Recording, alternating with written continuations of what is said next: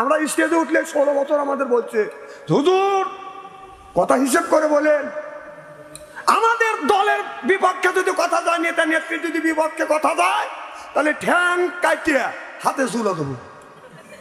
আমি বললাম যে সময় কিন্তু আমাদেরও আসবে, এখন ঠ্যাং কাটিয়ে ঝুলেবে, এমনও সময় আসবে ঠ্যাং লিয়েও যেতে পারবে না। কথা কম, আসলেই তাই গেছে, আসলেই তাই গেছে। এত পারা ভালো না, আল্লাহ ছাড় দেয় কিন্তু ছাড়িয়ে দেয় না, কারণ এমন ভাবে তোমাকে নেওয়া হয়েছে। আমরা এই কথাই বলছিলাম যে তোমরা এইরকম পাঠতেছো, তোমরা নমরুদের ইতিহাস পড়ো, ফিরাউনের ইতিহাস পড়ে দেখো, আবু জেহেল আবুল আহাবের ইতিহাস পড়ে দেখো, কিন্তু তারা তাদের সেই কথা স্মরণ করতে দিতে গেছি, কিন্তু তারা আমাদের ধরে ধরে ছেলের মধ্যে ঢুকেছে। কি অন্যায়টা করছি আমরা, রাস্তা দিয়ে হাঁটতে পারি নেই, চোর ডাকাত রাস্তা দিয়ে হাঁটতে পারছে, আর আমরা হুজুররা পালা পালা গেছি। আপনাদের এই উগ্রের শহর না কি কয়, এখানে থেকে আমি যাইতে পারি না, এই ভাইজানরা আমাকে পাহারা দিয়ে আমাকে বাড়িতে পাঠায়। তাহলে আল্লাহর কোরআনের কথা যদি বলতে গেলে আমাদের ঠ্যাং কাটে হাতে তুলে দিবে চাইছে। এখন সোনা মানিকরা তোমরা কোথায়, এখন কোথায়? এমন অপমান হয়েছেন, পরনের পোশাক পর্যন্ত মানুষকে দেখাইছে। এর সাইড থেকে জমিনে আছে নাকি?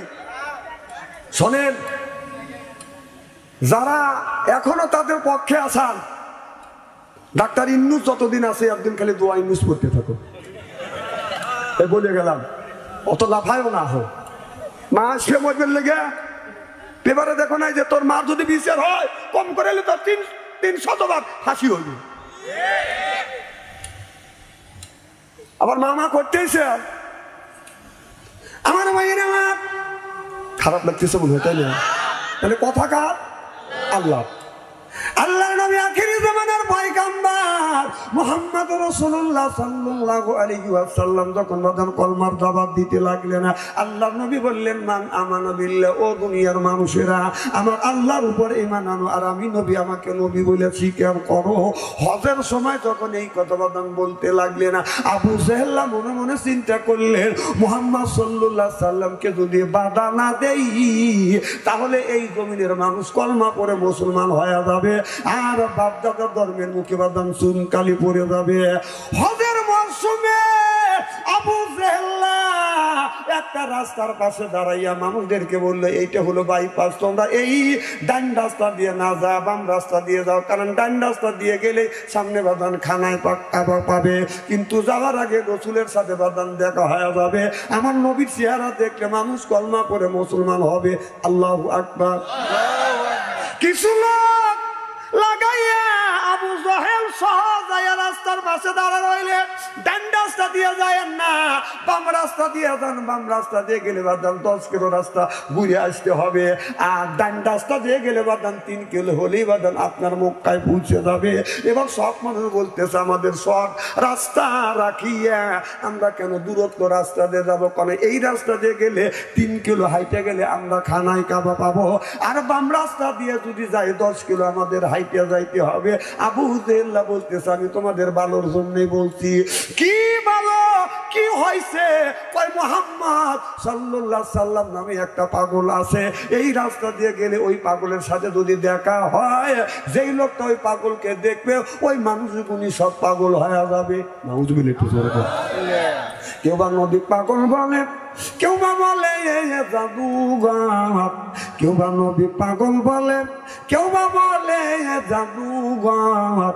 আল্লাহর কোরআন সাক্ষী দেয় সে জামানা পয়গম্বর। আল্লাহু আকবার।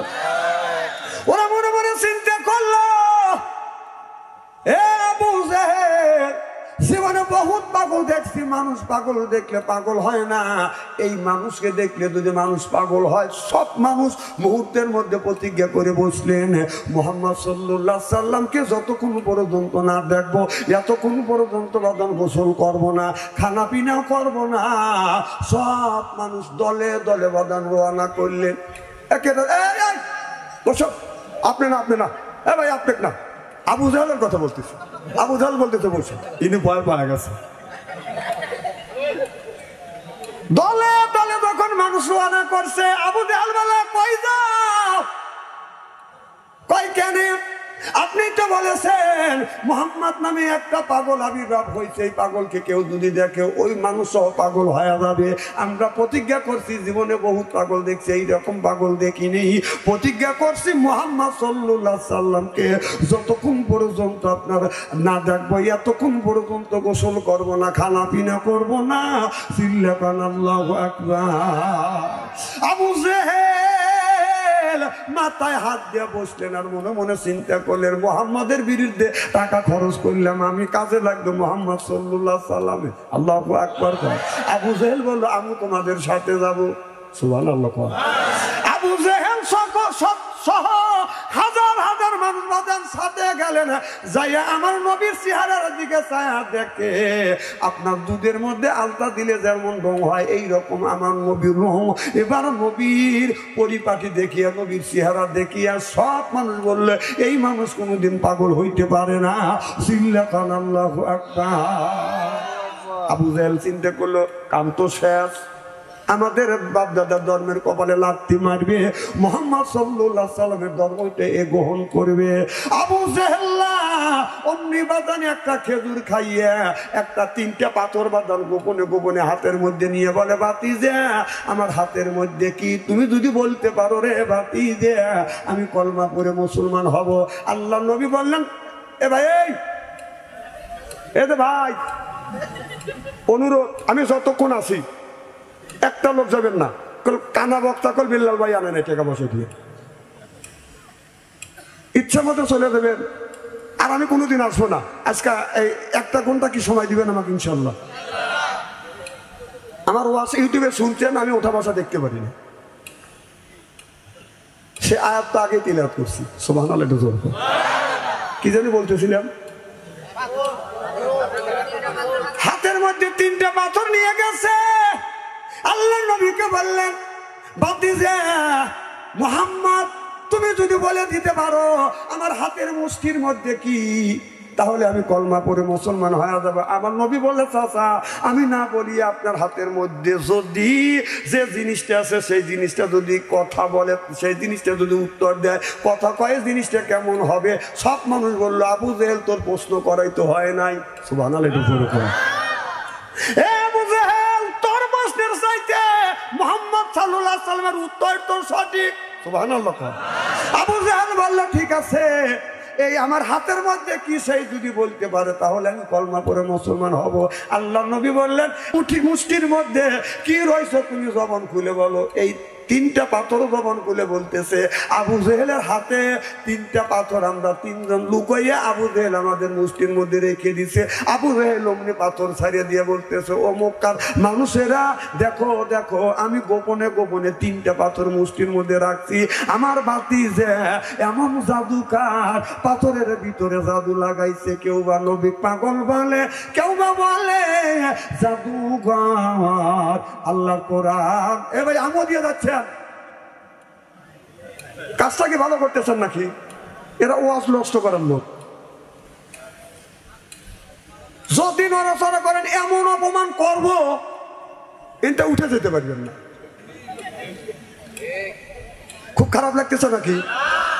মধ্যে রেতে তুলে দেওয়া টুপ টুপ করে একজন উঠে যান, একটা লোকে যাইতে পারবেন না। যাবেন তে ধরে নিয়ে আসবো। মারহাবাতে জোর করে। কি বলতেছিলাম?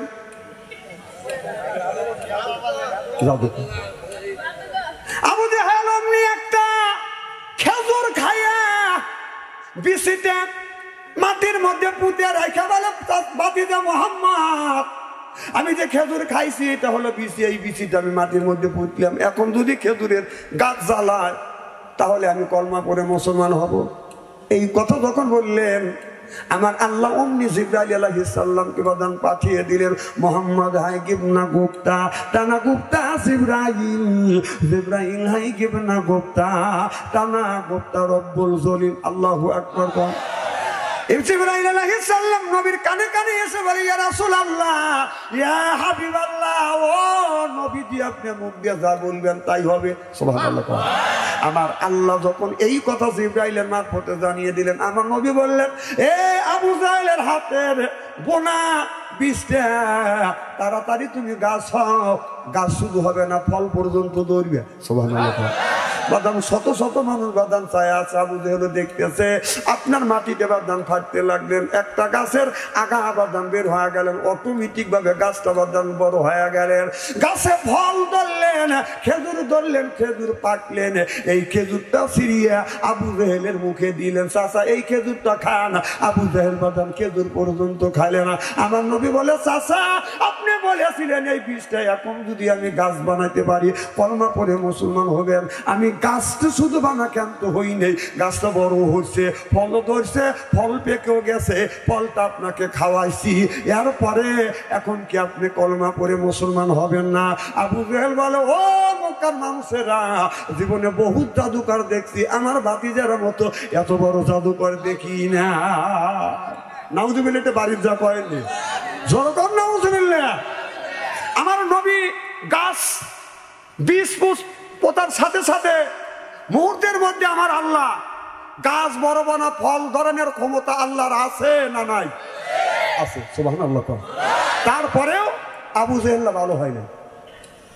আমার নবী আবু জেহেলের কাছে সবার কাছে দাওয়াত দিবার জন্য একটা বারো গ্রহণ করে না। একদিন আবু জেহেল বড়ই খাচ্ছি, বড়ি পাইতেছে আর খাচ্ছে। আমার নবী বলছে চাচা বড়ি খাচ্ছে। আর আবু জেহেল আমার নবীর দিকে তাকাই কয় না বড়ি খাচ্ছি না, পাথর খাচ্ছি। এই পাথর বলাও শেষ, গাছের সব বড়ি পাথর হয়ে গেছে। সুবহানাল্লাহ। আবু জেহেল কয় ভাতিজা তুই আমার বড়ই গাছের নিকট আইসে সময় পালি না, খালি কইছি বড়ই পাথর খাচ্ছি, আর টাকা দিয়ে যে গাছে বড়ই সব পাথর হয়ে গেছে। দেখবেন হাতের বড়ই, হাতে যে একটা বড়ই আছে চা দেখা যায় এটাও পাথর হয়ে গেছে। সুবহানাল্লাহ। এটা জোরে করে আল্লাহ সহ্য করতে পারে না যে আবু জেহেল আমার বন্ধু বললো চাচা বড়ি খাচ্ছেন, তুই বললি পারতে যে হ্যাঁ ভাতিজা বড়ি খাচ্ছি, আর তুই বলতেছিস পাথর। আমি আল্লাহ সহ্য করতে পারি নাই, মুহূর্তের মধ্যে গাছের সব বড়ি পাথর বানা ক্ষান্ত হয়নি, তোর হাতের পাথরটাও বড়ইটাও আমি পাথর বানাচ্ছি।